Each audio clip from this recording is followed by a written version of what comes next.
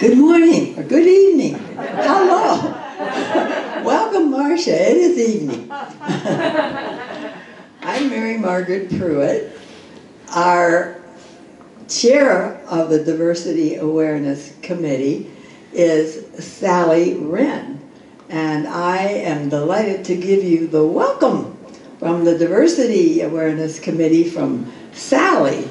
We are delighted that you are here, and we are very, very happy to have Mrs. Hashimoto as our speaker. We have been trying to get her, and finally we did, and she is here. We honor the people of the Duwamish who have taken such wonderful care of this area on which we are now standing and which we acquired through ways that we are not proud.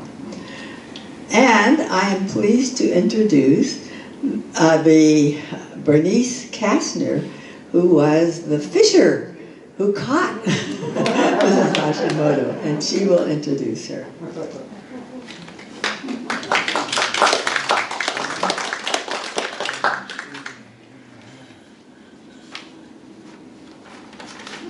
Okay, let me get this thing working. Okay, so I'm delighted to introduce Sharon Hashimoto. She's a native of the Seattle area. She earned her bachelor's degree and her Master of Fine Arts from the University of Washington. Her first collection of poetry, which was called The Crane Wife in 2003, it won the Nicholas Roerich Poetry Prize. Her poetry and fiction have appeared widely in journals such as The Rambler, Crab Orchard Review, and Shenandoah. She's received fellowships from the National Endowment for the Arts, the King County Arts Commission, and Artists Trust, and she teaches writing at Highline Community College. Tonight she's going to give us a reading of poems selected from her prize-winning collection, More American, which captures the realities of assimilation, service, and internment experienced by Japanese Americans. So with that, welcome Sharon.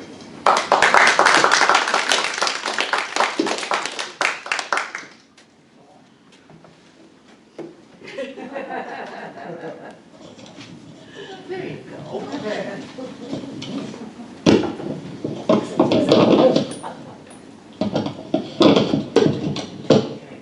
So can everyone hear me okay? Yes. Or a little louder?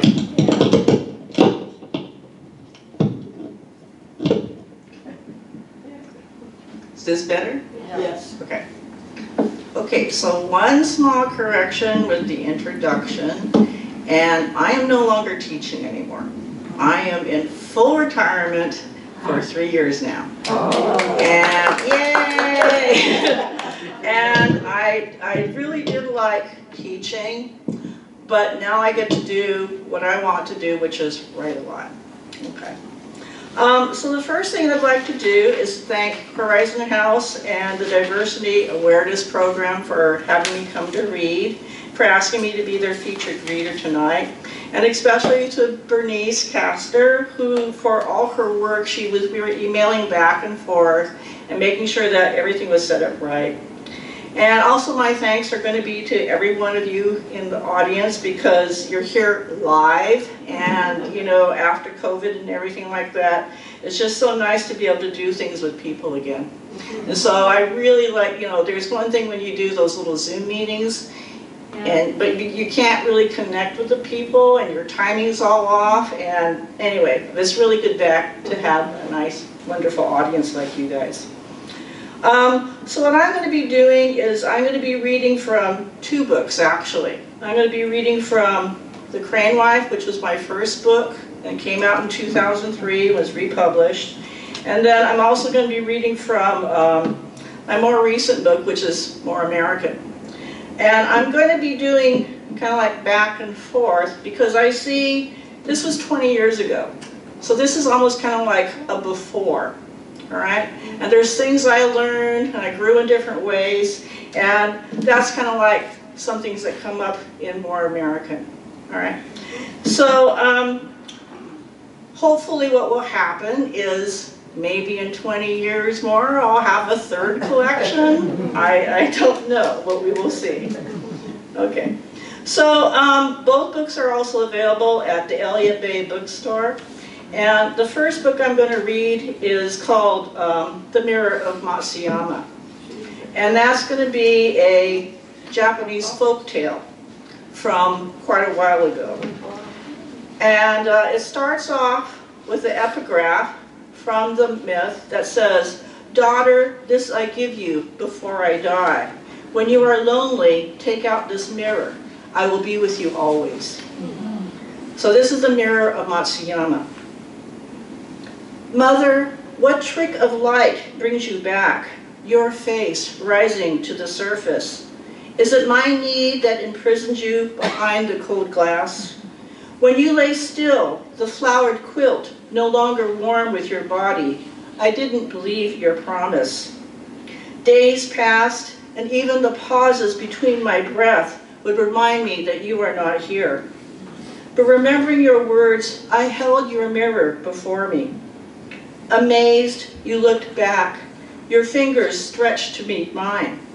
Between us, I could feel only the glass. The brown centers of your eyes returned my stare. Mother, how do you see me? Enclosed within your reflection, you can't answer what I ask. How your teacup knows the shape of my hands, the smooth rim, the bow of my lips. With every stroke of my brush, why do I imagine the long length of your hair? Each time we meet, we press closer together, as if you could make me whole." Okay, so I began with this poem because we see in this piece that the mother's died, and the daughter sees her own reflection in the mirror. And the two look so much alike. And every time the daughter looks into the mirror, she thinks that she's talking to her mother. But the daughter is asking herself questions that the mother didn't answer. But the daughter has to ultimately find it herself. Okay? Okay, so now we're going to kind of move into kind of a chronological timeline. And the next two poems are about childhood. And I'm going to kind of introduce a few easy terms here. The people, the first root in the United States would be my grandparents, and they're known as the Issei, or first generation. The second generation would be their children, who are my parents, and they're the first citizens in the United States. And then I'm called Sansei, which is third generation. Okay? Okay, so some of my earliest memories come from visiting my maternal grandparents. And after World War II, they came to Seattle, and they eventually bought a three-story apartment building, where at one point the entire family lived. And so my grandparents were on the top, and I had different aunts and uncles in different units. And I don't think any of my aunts and uncles stayed long. But even after we left, we'd visit because it's where my grandparents were and because it was such an interesting place. And so this poem I wrote for my cousin, and it's called Spruce Street, for ACRI.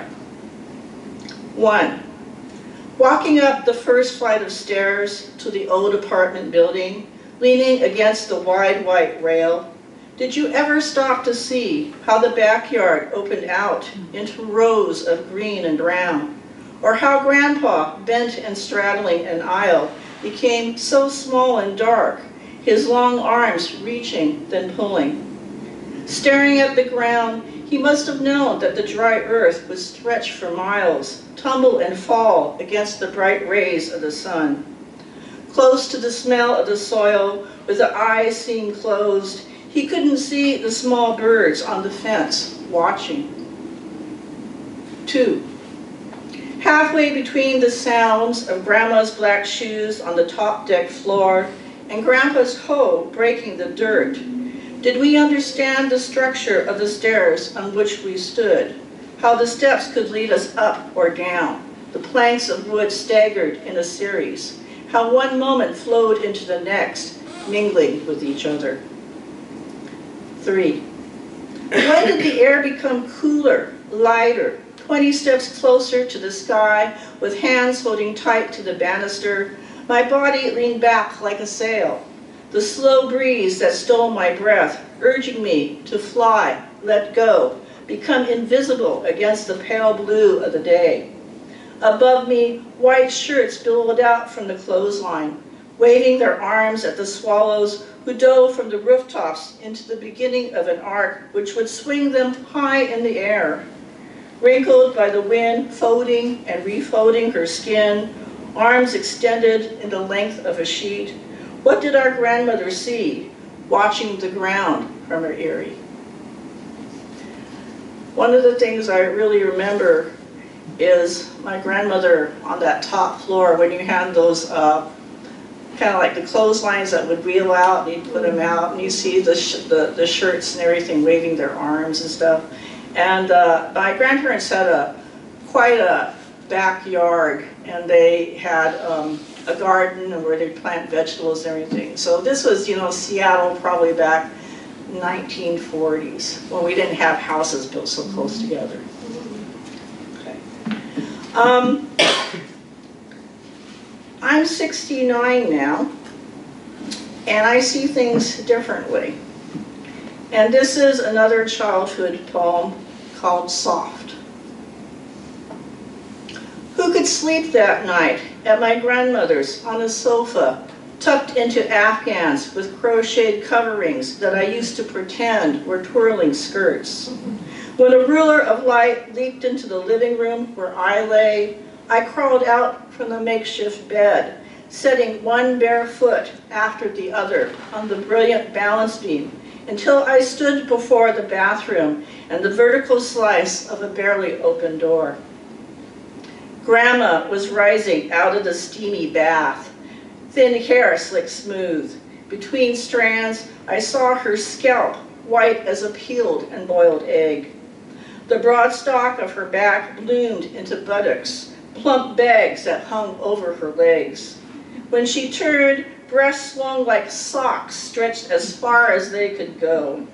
I stared at the dark dimple circles of her nipples pointing out. As she stepped out of the tub onto a mat, flesh rolled, escaping the water. But there was something gentle about the way an old woman patted the neck dry, rounding the shoulder with a faded towel, smoothing the tender spots inside elbows behind her knees. Baby talc spotted her skin as she rubbed the smell over the mound of her belly. In the mirror's light, I watched Grandma hold those wrinkled fingers high above her head, gathered around a tube of flannel, how the nightgown tumbled to her ankles, how the fabric swirled around each small step. So I think it's really interesting how at 69, she doesn't seem so strange anymore. Okay. Another thing about childhood is I think is that it's really interesting how traditions and rituals have become apparent around food and meals. I would never have thought like the combination of some of the things that we eat. In my case, it'd be like soy sauce, sugar, and ketchup would taste so good with a raw egg on it. But this was considered a real special meal that my grandma would feed us. So the soy sauce was Japanese, and then the sugar and ketchup were kind of American, and they kind of blended into different things. So, again, we're in childhood, and this is called Amen.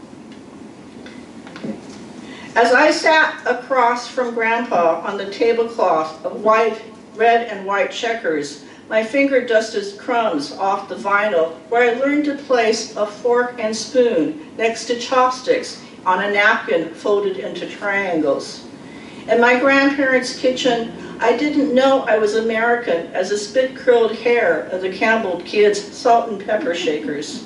I sipped my milk from a Welch's jam glass.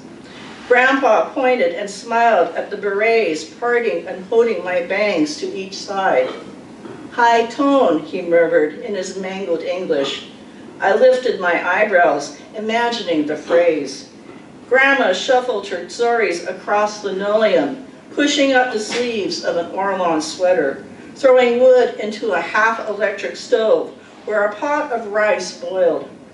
After flaming the flames to heat the cast iron pan, she added sliced rounds from the package of hot dogs. Grandpa puffed his pipe from behind his newspaper, his Nikon Shimbun. The kitchen filled with the smell of St. Albert's and slightly charred beef. Grandma's hands added sugar, ketchup, a swirl of soyu. Nothing tasted so good as sneaking bites of raw egg on hot rice, the weenie mixture, and pecking at Grandma's bowed head as she blessed our meal.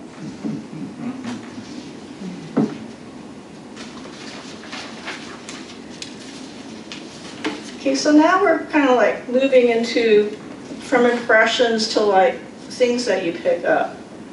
And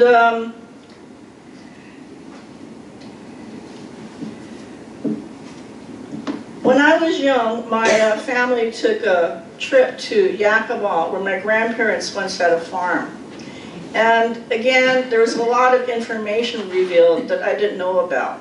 And this is kind of like your typical car trip with my mom and father, mother and father in the front seat driving and paying as little attention as I can to the back, where my brother, my grandmother, and I sat in the back. So this is called the backseat war.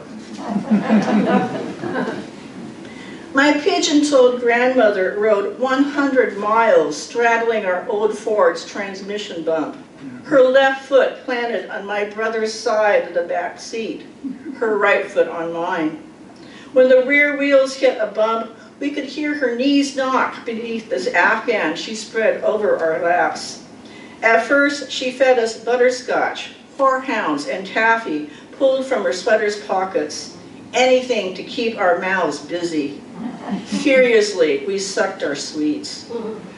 Ruffling his cowlicky hair, Grandma went on about how big Steve had grown. When had he crawled out of a Buddha-like baby fat into this skinny boy? Did he remember a gold book of matches, Popeye's shrill bark, and almost setting the house on fire?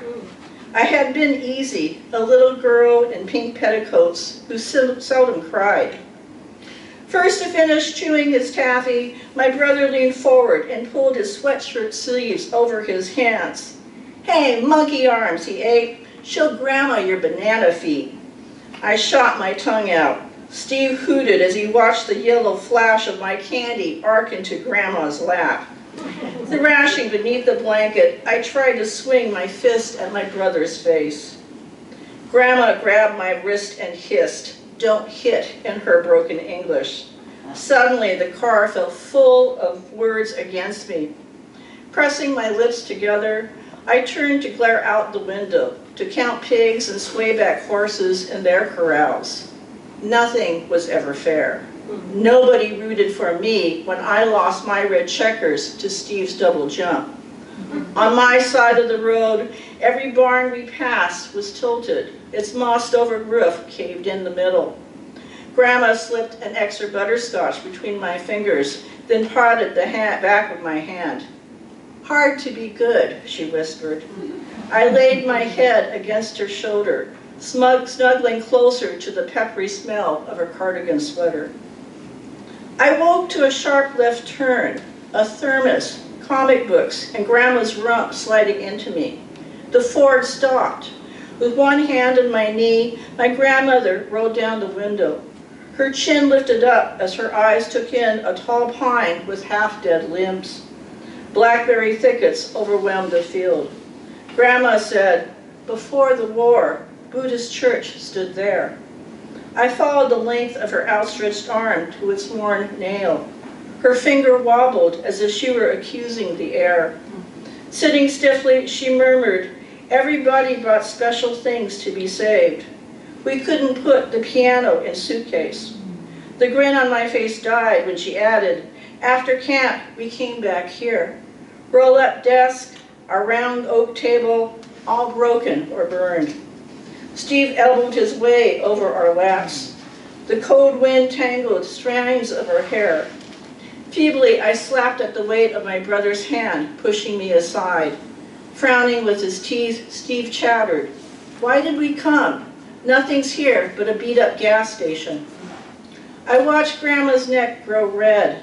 The throat muscles tightened the way she bit back onion fumes as she peeled away the layers. Camp. The word made me think of Girl Scout cookouts. There'd been the tin lanterns drilled with nails, planks from the apple crate hammered into a makeshift table. Once Grandma had spoken of 4 people crowded into one small room before she turned because something was in her eye. I could see my grandmother start to snap, "Sit down," at Steve. But what escaped her lips was a slow sigh and the sour smell that comes with the aftertaste of candy. Okay, so a little information is that, in World War II, right before, well, we were in World War II, but when Executive Order 9066 was posted, many of the Japanese American families had very little time to figure out what they could do with their businesses and storage. They were essentially giving the dictate that whatever you could put into 2 suitcases was what you're going to take with you. So in this case, the Buddhist church took some furniture like a piano, table, some of that stuff. They were a good storage place. But the building was burned during the war, so when people came back, there was nothing left. And there's a story in the family that during this time, because the first generation were not citizens, you bought land in your son's name who were American citizens. But we were told that that property that they were on, the land was sold very cheaply because they had to move out so fast. But somebody bought it, and then we learned later on that there was a skating rink was going to be built there. And so my grandparents lost out on that kind of income. Okay. So my maternal grandmother spoke no English, and my grandmother did a little bit better. And again, as a kid, you can figure things out through tone and inflection. And one of the things that we did was to attend Japanese movies with translations. And even though we didn't speak Japanese, usually these were samurai action flicks with the big action swords and stuff like that.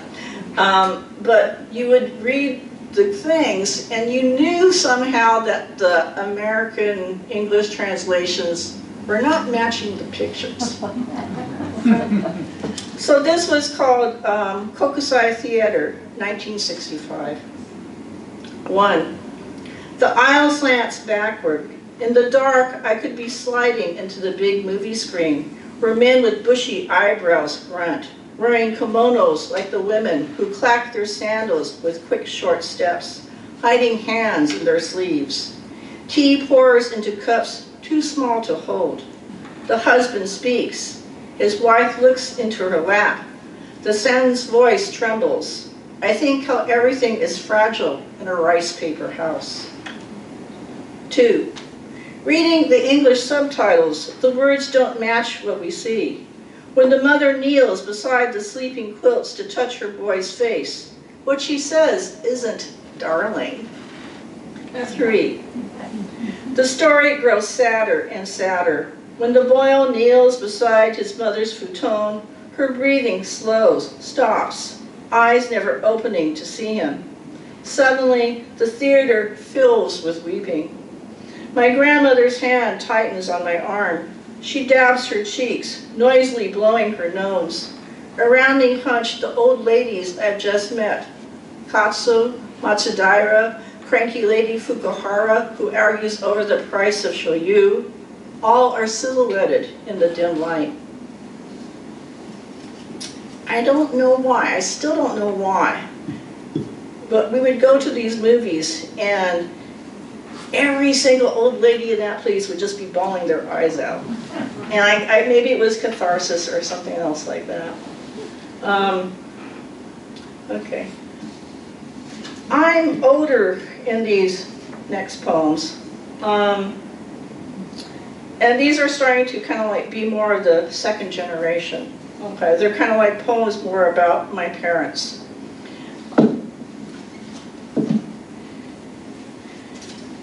And I'm really grateful for my family albums, especially the ones where I'm not in them.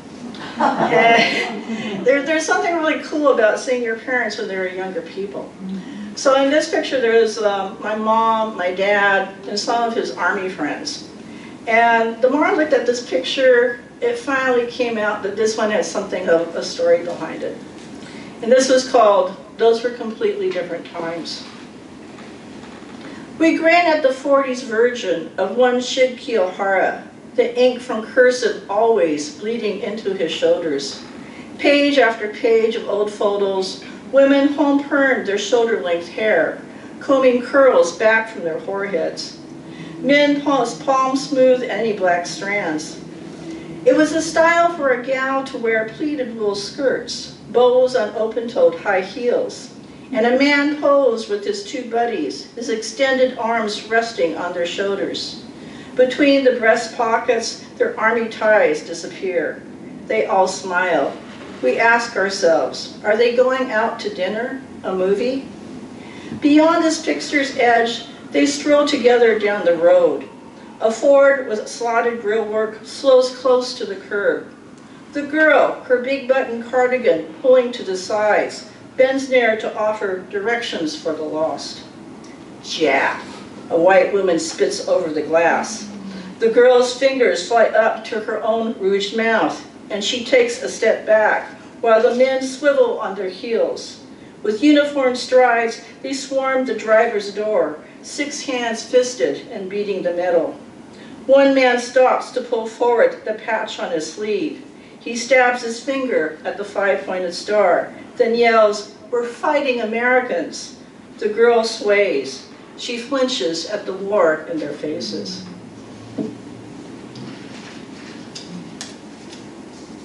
I'm getting older, and I'm writing poems. And one of the things I did as a new person writing poems is I took workshops. And I was in a workshop with a poet by the name of Kim Stafford. And like a really good teacher, he was trying to tell us that anything could be a poem. And so he brings in this toolbox in, and he starts taking things out. And at one point he stopped and he picked out a piece of barbed wire and said, "I found this at the Hart Mountain internment campsite."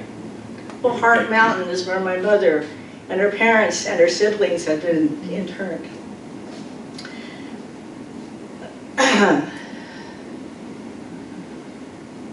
So this is one of those poems where the title is the first line of the piece.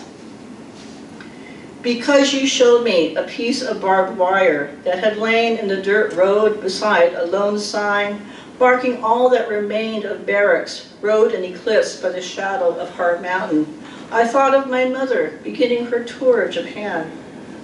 What would she say if she saw me with a piece of her past cupped in my hand? Would she tell me if the guard tower rose to her left, perhaps to her right, as she stepped down from the bus, sleepy and holding her mother's hand? Or would something simply remain unspoken? On the plane, she would be napping, the pages of a sunset magazine fanned by her breath. The small shutters close, the movie would flash by, unremembered. But outside, clouds would buoy up the wings, buffet the metal. A suitcase in each hand, she'll wait patiently while my father scowls, passing through customs under neon signs she won't understand. Into Tokyo, they'll continue. I turned a knotted path of wire, smelling of ghost dust, touching the barbs that held everything in.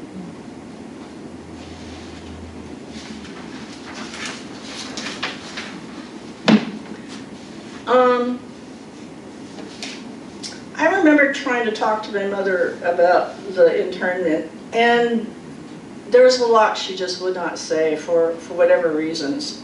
And I put together some of the stuff that she said, and I ended up writing this poem called Reparations. So this is Reparations, my mother and Hart Mountain. Unrelenting, the sun breaks down the white paint, and the slight incline of the barracks' tin roofs buckles or cracks with the 4 years they have weathered. Dust and sweat shine like a cap of heat on the top of my mother's black head. Grit chafes her toes, her shoes scratch the rough door. So I imagine her at 13. Her memory blurs the exact picture with the few facts she can recall. And I ask her, what do you remember? She tells me, your grandmother made us think it was an adventure to hang blankets at night and make our own rooms, to fall asleep listening to the wind and each other's coughing as floodlights filled the slits in the walls. Okay, now this poem, Reparations, was in Ukraine Life, which is my before. Okay, I don't know why, but in the poem I say, I think my mom is 13. In reality, now that I go back and I look at it, she was more like 16, 17, or 18. I don't know, but my feeling at the time is that she was much younger, and I don't know why. So something interesting that comes up is that when I was working on my master's degree, I was also a teaching assistant in Asian American Studies. And much later, I was reading Tetsuya Kashima's book called Judgment Without Trial, about how the Issei, first generation, were taken away by the FBI right after Pearl Harbor, because they were leaders of the community. But what Professor Kashima was doing is he was making a point about how younger generations had unclear information and impressions. So as I'm reading his book, I'm going like, this is really interesting. I want to know more. And there's a footnote. There's a little, kind of like a little 3 next to the name and under the chapter things. So I go, like a good scholar, I flip to the back of the book, I find the chapter, I find the footnote. I'm the footnote. Okay? And so, because he was citing my poem about reparations, because what I was saying is, we're getting inexact information. But that was so surprising to me. I did not know that I would be a footnote in this other person's scholar. Okay? So that's kind of like what's going to happen with the rest of these poems. The next 4 are about World War II and the incarceration of my mother's family. I'm from kind of like 2 cultures. My mother's from the Maine West Coast. My dad's from Hawaii. And that's kind of like the 2 big diaspora areas that people went to. I tried to interview my mother. I did try to interview her brothers and her sister. I also did a lot of research online from an organization called Densho. Does anybody know about Densho? Okay, and so what they do is they record first-person recollections of people. And it's kind of sad because as the more you read them, and then people, because they live. So, but what's left is this whole great big first-person hand experiences of all these people there. It's kind of like finding your roots when you discover how history shapes your family and their decisions. And one of the things I discovered is there's a trick to interviewing family. What I finally did is I realized they wouldn't talk to me because they want to be beholden to somebody. They were thinking that you wanted to give them the exact, correct, 100% answer, when there's all these emotions and everything else that's going to be mixed up into the thing. And so what I did is I took my mother. So I went to talk to her older brother, and I'd ask them questions, and I'd get them talking about, so where were you here? And then I'd get more information, because they were trying to figure out, and because memory is kind of selective. Okay. So the next poem is based on some details that my aunt actually wrote down for her grandchildren. And this is called Day of Departure. Day of Departure, May 9th, 1942. 12 years old, she struggles with balance, one arm dragging the folding chair whose rusted seat flaps, excuse me, let me start again. 12 years old, she struggles with balance, one arm dragging the folding chair whose rusted seat flaps open, the other hand grasping a suitcase. It's humid, so hot. Beneath her winter coat, her best blue striped dress, the one with puffy sleeves, itches. On this last day in Yakima, Heat grows from the ground into the pleats. The blinds for windows are latched down. When she boards the train, she trips on bags and bodies. In that midnight dark, a group of young voices sings, "Don't fence me in," until they tire. When she rises from the floating chair, a bump in the track jolts her footing. For miles now, a stranger's leg has pressed into hers. From his sweating suit, a man's stink spreads. So when they were taken from their holding center, you might say it, they didn't want any of the people to see out the windows because they could report back. So everything was all black, no windows were open. And she's just a young girl, 12 years old, my aunt. And it was really smart. When I was listening to her, she was saying that her father was really smart and he thought really carefully about what he was going to bring. So they brought folding chairs because he felt that you would always have to sit down someplace. So they gave up one suitcase that would carry you for all this stuff for a chair. But that was an important chair. Okay. So about 8 years ago, I attended a reunion and where many of the Seattle Japanese Americans returned to Minidoka in Idaho. So where they decided where you went. My grandparents were in Heart Mountain, but that was because they were in Yakima. So that group of people went to Heart Mountain. But if you talk to a lot of people in Seattle, they're more on the West Coast, and they went off to Minidoka. And it was a 12-hour bus trip from Seattle to Twin Falls. My husband probably remembers. It was horrible. It was a long, long, long drive. But this had a toilet if you wanted to be in the big bus. It had room for you to spread out. We stopped at different places, but the topic did come up many times about, can you imagine being shipped in a small cargo area for that long of a time? One of the things when we got there is we saw kind of like make-believe barracks. It gives you an idea. The structure was there to give you an idea of what it was like. And so I wrote a poem called A Barracks Window Outside Minidoka. Not meant to last, the mean molding is slats of wood set side by side, while tar paper panels have peeled. All nailed with 9 quick strokes. Knotty pine boards patrol the porch, protect against glary glass-eyed glances. Windows widen at the top. The wind blows in brown bits of sagebrush. Night's ill-starred islands of indigo. Outside, night owls might dream, observe sunsets slow sink into shadow. Lanterns burn low.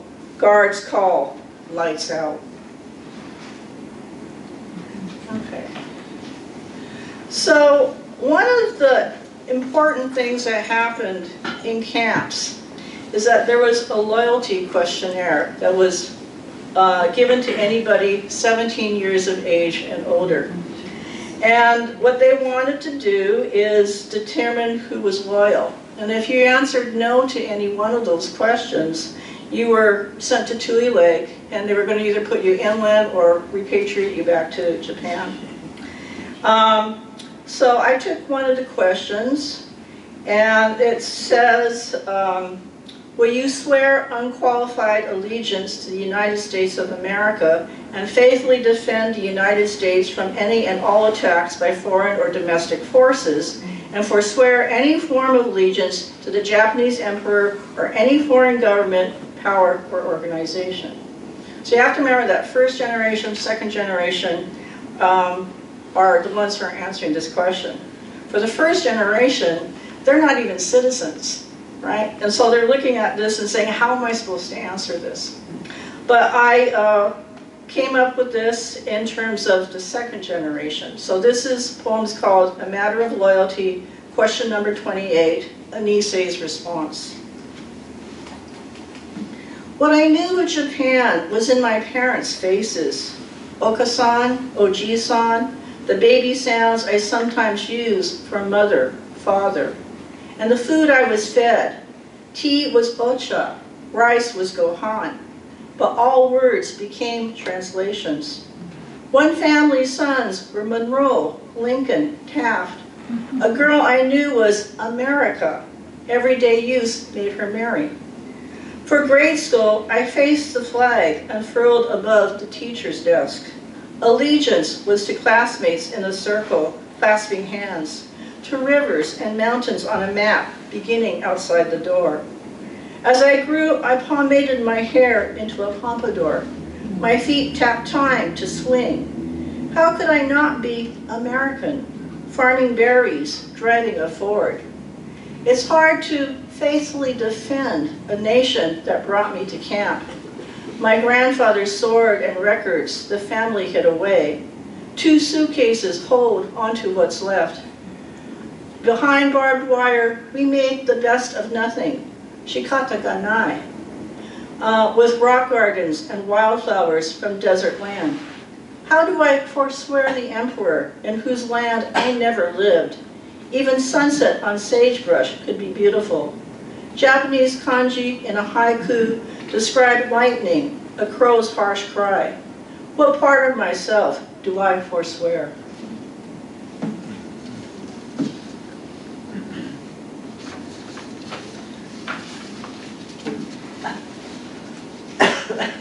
Okay, so when my father died at 93, about 5 years ago, maybe now. And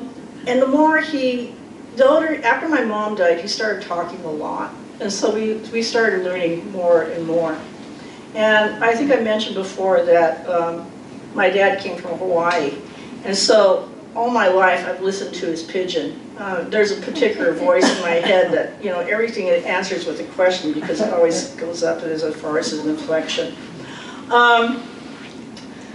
So what happens is for World War II, he goes to Fort Lewis and he meets my mom, and then ta-da, produces me and my siblings. Okay. And he told me this story, which I thought was really interesting, that I didn't really hear about until the last years of his life. And he told me that he had a letter from his friend, and when he was a young person, talking about the war. And they were in the 442nd and writing to him. So this is in Pidgin, and it's called Letter to My Father from His Friend Overseas, August 1944.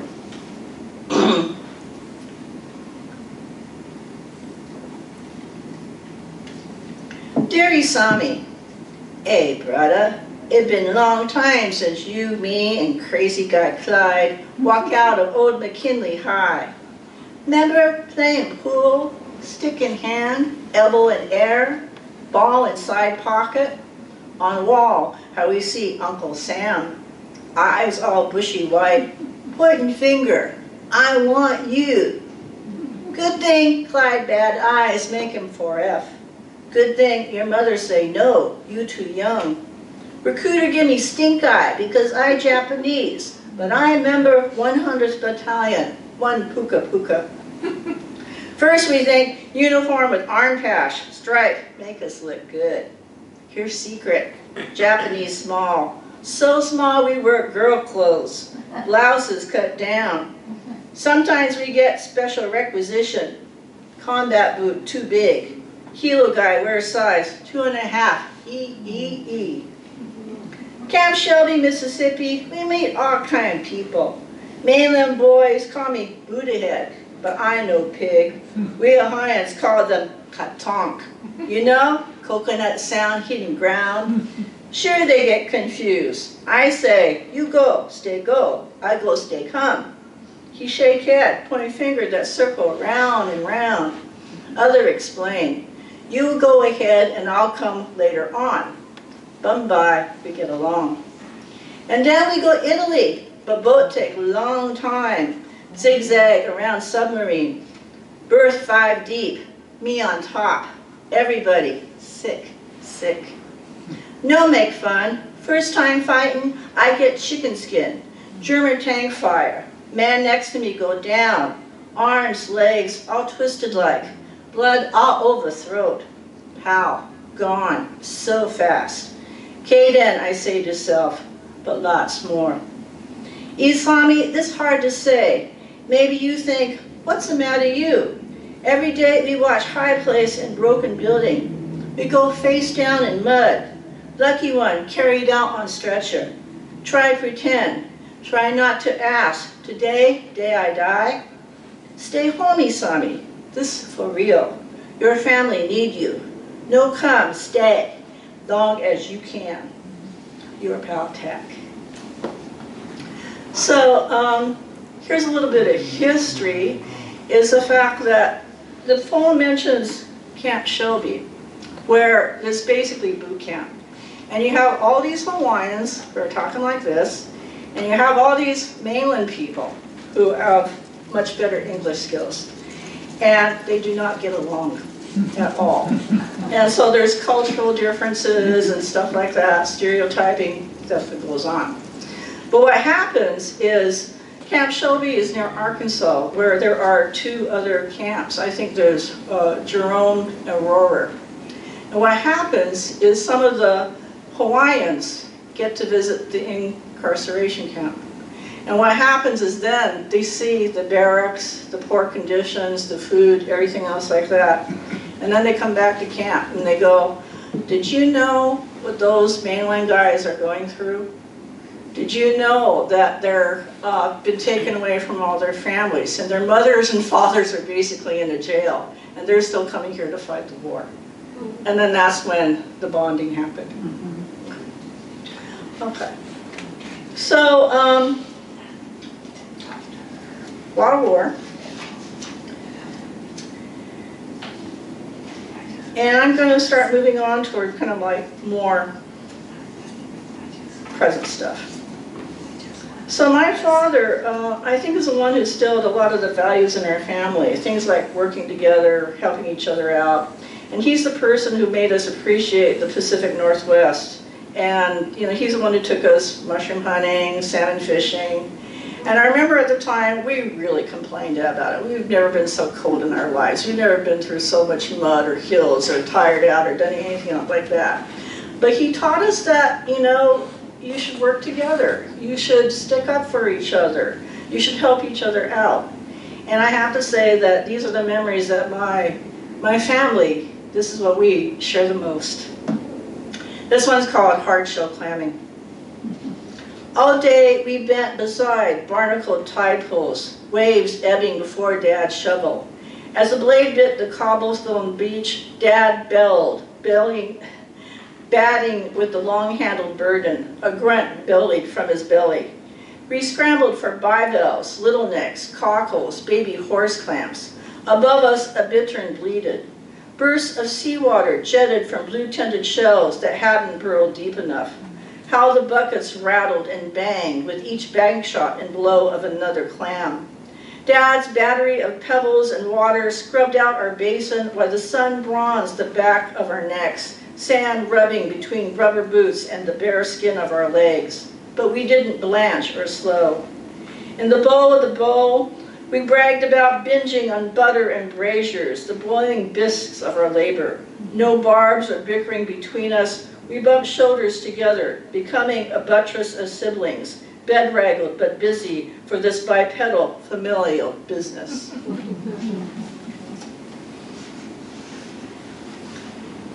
Okay.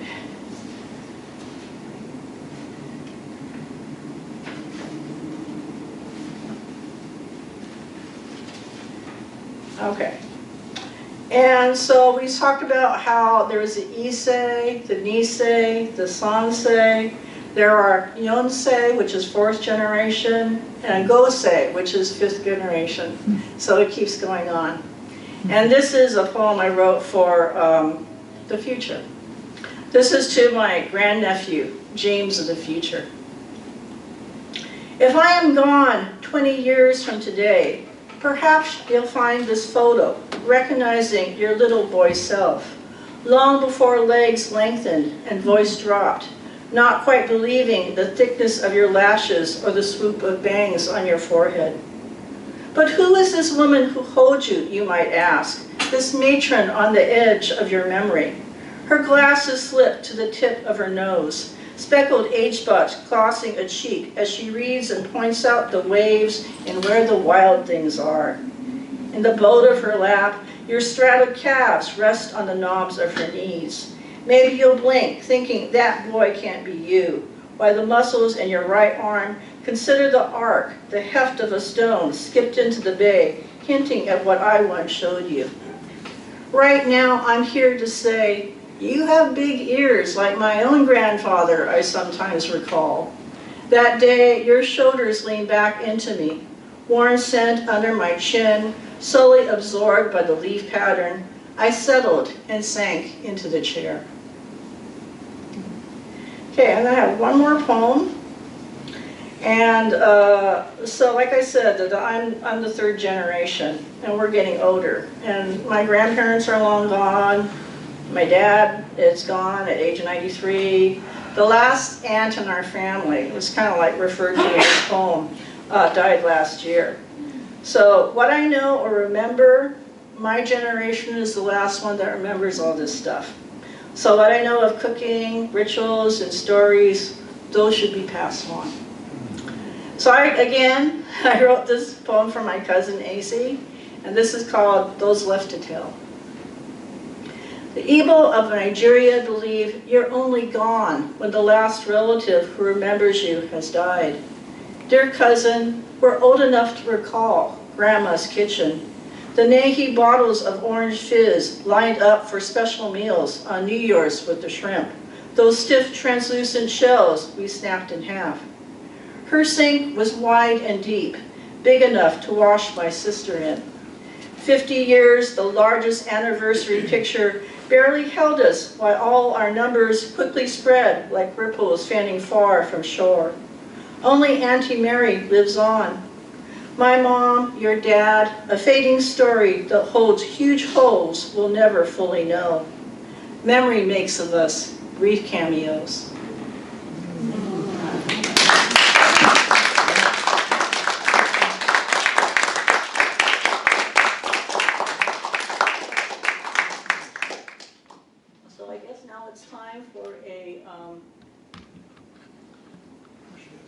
Question and answers if you have any, or comments.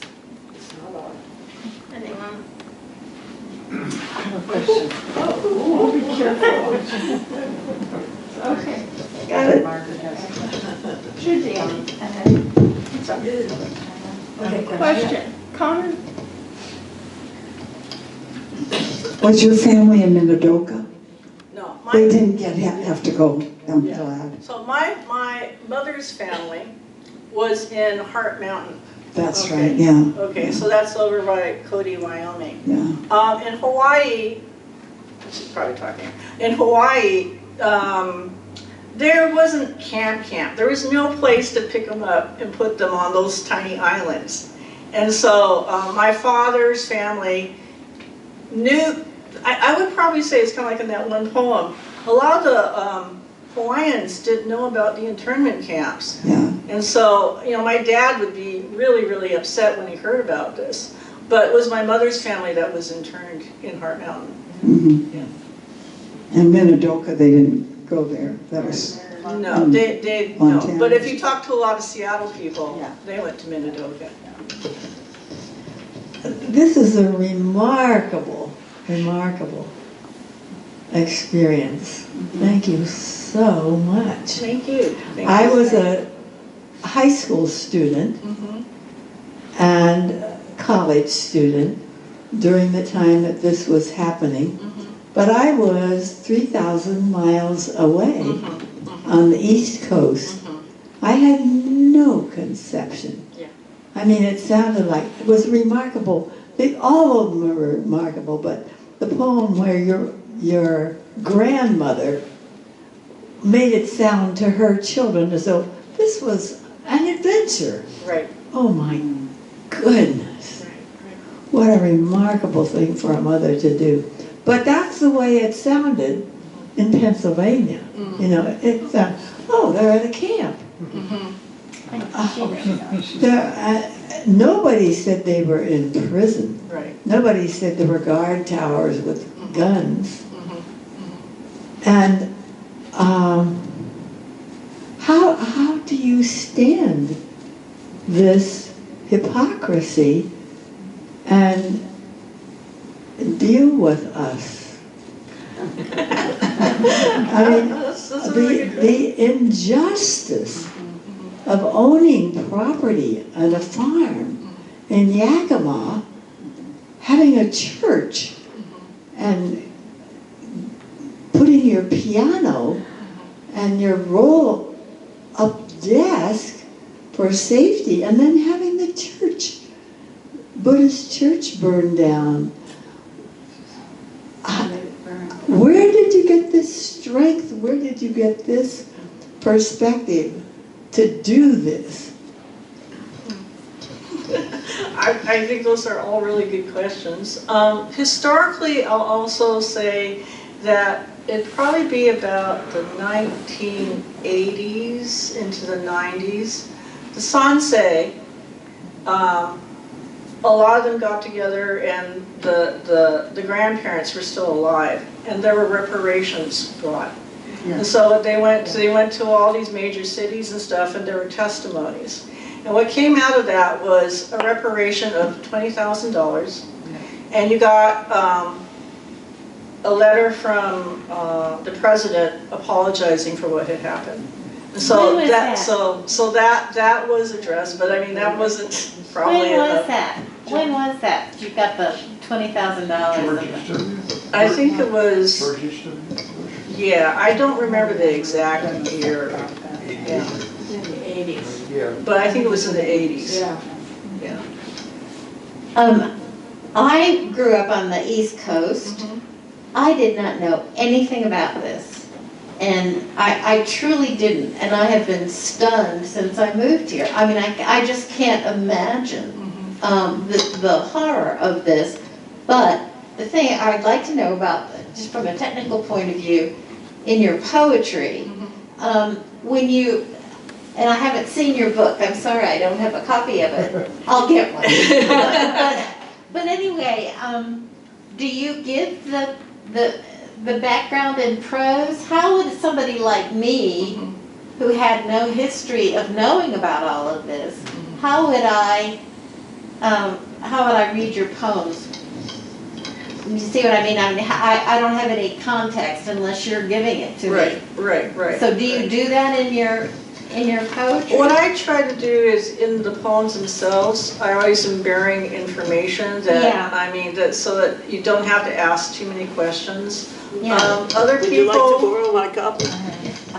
other people also, you know, when you're writing about a topic unfamiliar, there are people who do glossaries, but I kind of feel that gets in the way. So you have all this terminology, but I don't like doing that. I feel like it's more natural if you make it part of the poem. And also I think that the point of view, the narrator, can inform you a lot in terms of telling the story. And I usually try to do more of showing and not telling. And by showing, I don't think I have to go into all the nitty-nitty, absolute gritty. Well, it's very effective the way you do it, but still, I just wonder if people didn't know the whole story. Yeah, that is a complaint, you know. And, but I mean, it's logistically, it's a really good point. That fact that when I read these poems, unless I'm here to kind of fill you in, it kind of depends on how good is the poem, and also like, well, it's also kind of up to the reader. If like, oh, I didn't know about this, I can kind of look some stuff up. And you know, it's kind of like me not knowing about being a footnote in this piece. I mean, I haven't read everything, but I'm aware. And so the number one thing I would say is like get you interested into it so that you want to investigate some more.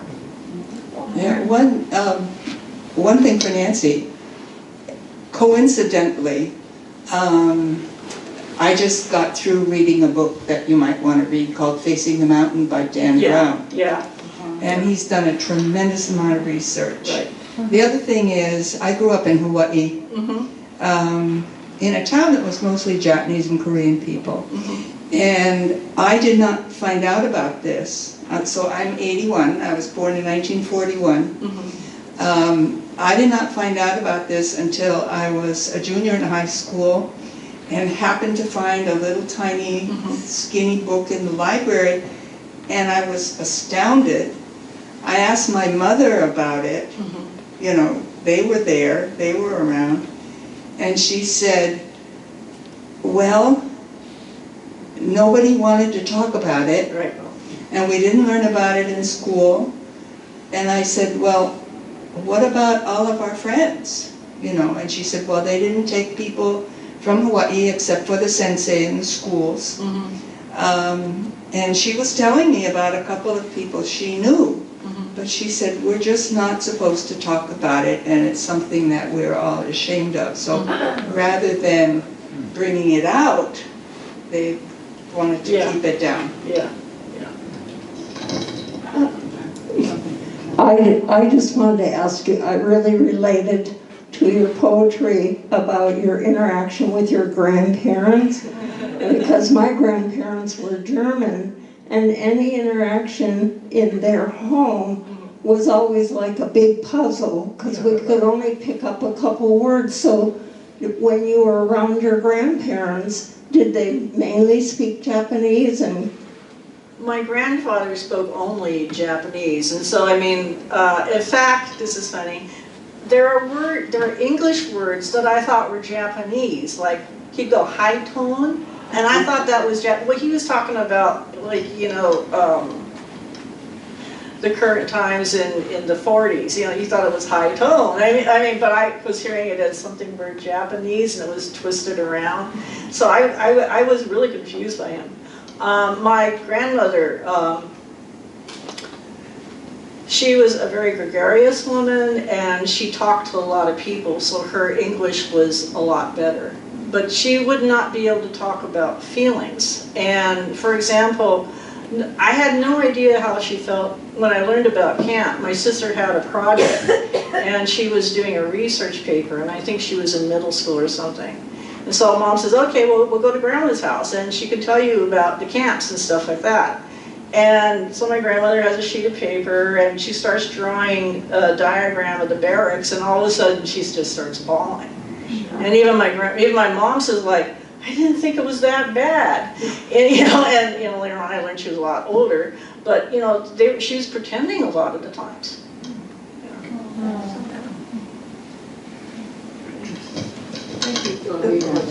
Is this working? Yeah, it's working. Oh, I'm sorry.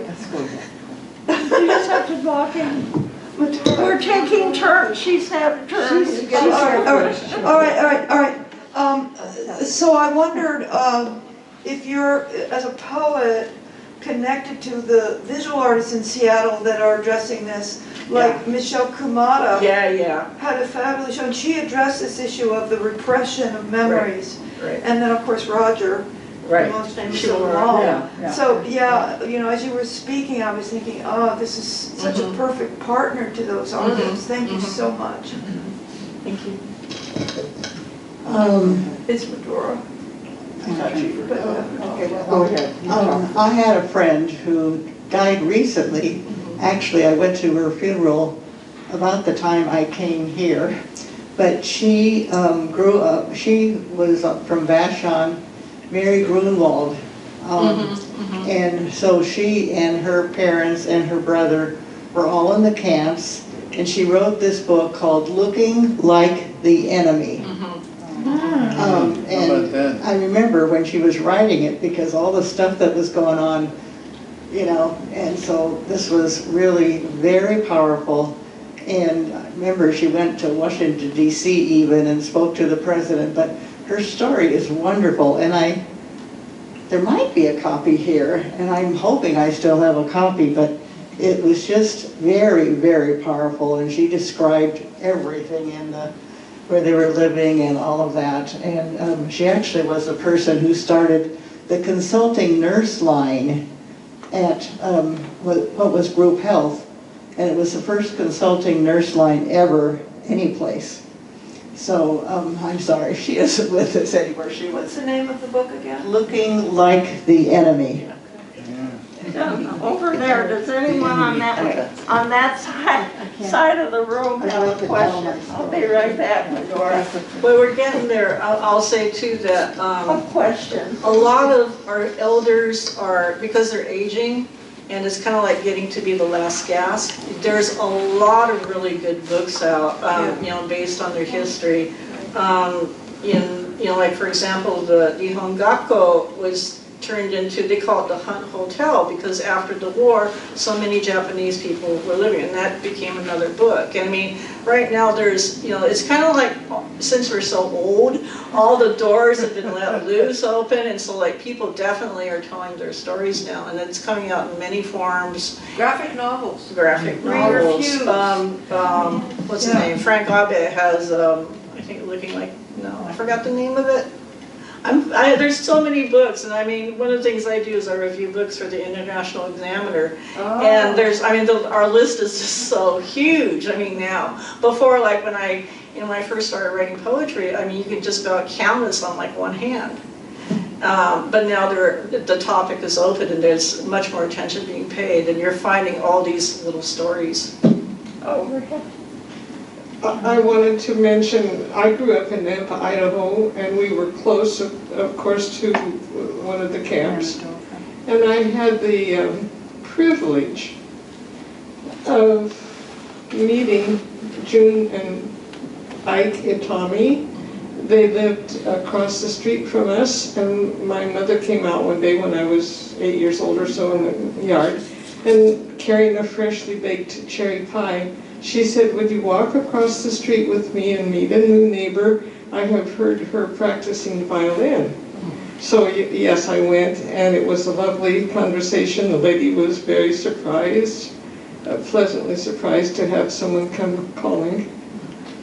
And as the years went by, I took piano lessons, and I got to accompany her playing her violin in the Methodist Church. So it's a lovely memory of mixed feelings and experiences. Thank you for being with us. Thank you. Thank you. One of the things that, when we went to Minidoka, there was also this huge barbecue, because the people in the Japanese American camps came to help harvest the crops, which were needed so badly for the wartime efforts, you know, to harvest food. And so, like, I remember I don't remember the farmer's name, but he had quite a big spread. And every year when the people from Minidoka come up there, he throws a barbecue for them, because he's saying thank you for working for us. Great. And my mother, we lived in Idaho, and my mother got all her neighbor ladies together, and they all baked cherry pies. And they drove over to Minidoka and gave the cherry pies. My mother wrote a letter to President Roosevelt. She thought it was so terrible that had happened. And she was just a real campaigner for you know, making sure that justice would be done at some point. I have this strangely warm feeling about the internment and everything else, because my only experience, that changed when I got to Bainbridge Island and found out about how awful this was. But my father, a pastor, invited someone who a professional who was not interned, and I think that happened, you know, they got relocated, but not interned.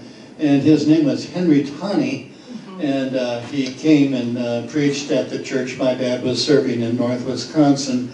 And I have such warm memories about him that I enjoyed it so much. I was 12 years old. I really enjoyed him so much.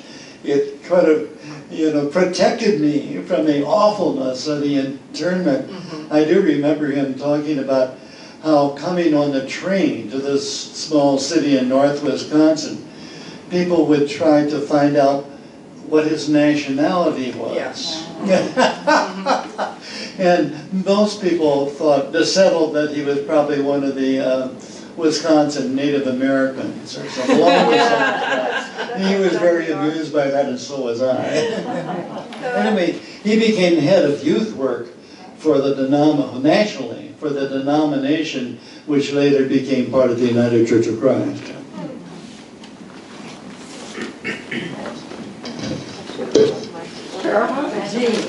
Jean, artist so many books by artists talking about this.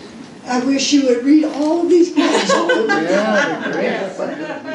I wish you brought your books. We would have bought it. We would have bought You them. can go to Elliott Bay Bookstore. You can actually, it helps me more. Instead of me selling them to you, it's better for writers if you go to the bookstores and say, "Do you have this book on the shelves and can I buy it?" Okay, we'll be there. Anyhow, I'm just going to finish up by saying, after we've had enough time of questions, I wonder if you would read again, maybe just the last one, so that we can go with that. Okay. Go in our hearts. Okay. So, are we done with questions? Okay. One more. Last one. You're getting your aerobics today. Well, I grew up in Spokane, so I was aware, but not until I lived here and I met my docent friend's significant other, and he didn't talk a lot, but he said I had a lot of fun because I was a little boy and my mother didn't get after me.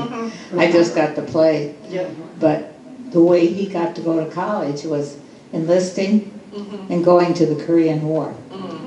And I've heard that story over and over. And that to me was very noble. But he would not talk about it.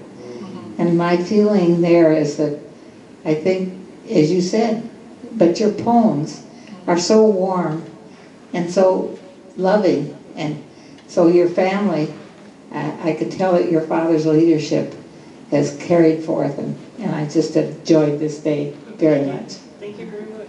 Thank you. Just keep this in mind concerning our current political situations. Yes. Yeah. That's what You have one more poem for us? I have one more poem. You said you wanted to hear the last poem one more time. You choose one if you want. No, I like this one. In fact, when I put the collection together, I knew this was going to be the last poem in the book. So this is Those Left to Tell for AC. The evil of Nigeria believe you're only gone when the last relative who remembers you has died. Dear cousin, we're old enough to recall Grandma's kitchen, the Nehai bottles of orange fizz lined up for special meals on New Year's with the shrimp, those stiff translucent shells we snapped in half. Her sink was wide and deep, big enough to wash my sister in.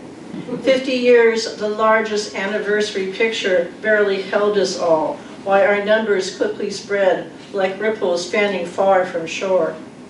Only Auntie Mary lives on. My mom, your dad, a fading story that holds huge holes we'll never fully know. Memory makes of us brief cameos. Thank you.